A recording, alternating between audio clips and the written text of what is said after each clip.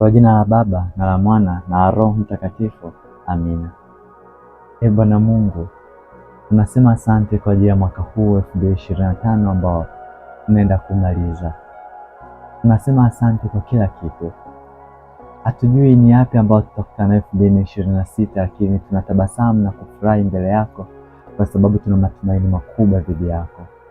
Bwana, tuna imani kwamba katika mwaka 2026 tutakujua zaidi wewe, tutakupenda zaidi wewe, tutakutangaza zaidi wewe na tutakufanya upendwe na watu wengine.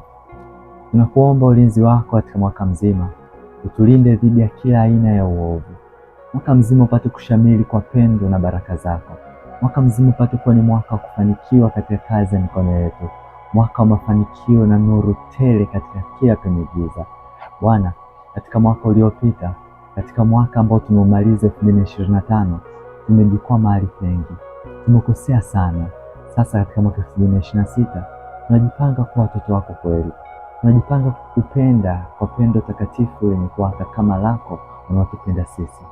Bwana, bariki kila mpango wetu tunaofanya, bariki kila mpango wetu tunaopanga, bariki kila mapito yetu, bariki kila juhudi zetu, bariki kila tugusacho, ili wewe peke yako upate kudhihirika katika matendo yetu yote. Ee Bwana, mwaka 2026 upate kuwa ni mwaka wa ustawi, upate kuwa ni mwaka wa kuangaza. Tunaomba hayo kwa njia ya Kristo Bwana wetu. Amina. Kwa jina la Baba na la Mwana na la Roho Mtakatifu. Amina.